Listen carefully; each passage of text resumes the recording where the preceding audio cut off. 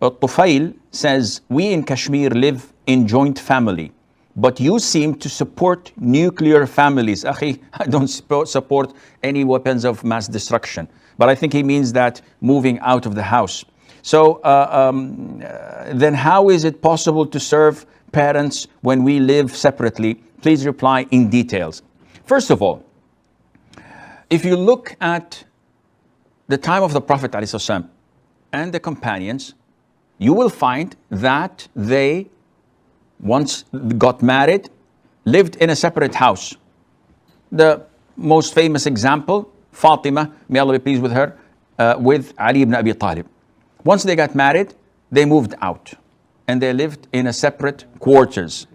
Now, it is very good of you to think of the welfare of your parents. They have rights over you, but at the same time, your wife has rights over you.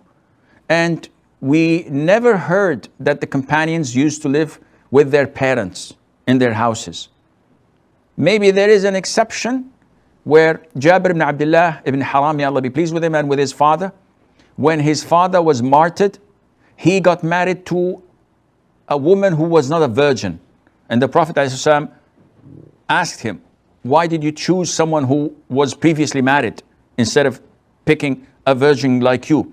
And he explained that he did not want, he had a number of sisters, children, and he did not want to bring another child to them who did not know how to take care of herself, let alone of others. So he brought someone who is a bit mature, older, and wiser.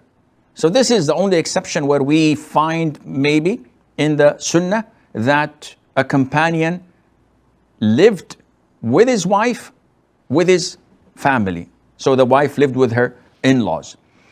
To make this the norm as it is being practiced in the subcontinent, whether it's Pakistan, India, Bangladesh, etc., this is wrong. Meaning that in 1 out of 1,000, you will find that the parents are really too old and need help and assistance. But in normal cases, in 999 cases out of 1,000, this is not the case. You will find the in-laws, the parents, are healthy and strong and can do everything on their own.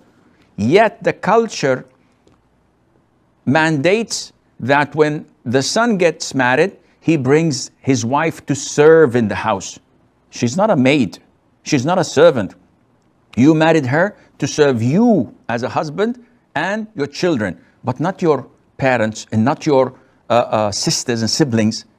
And we know that in such joint families, there isn't anything as hijab, because the brother-in-law is exposed to the sister-in-law and they mix, and sometimes catastrophes take place. And I have lots of stories of such mixing, because this is what the Prophet ﷺ warned us of when he said that beware, do not enter upon women folk.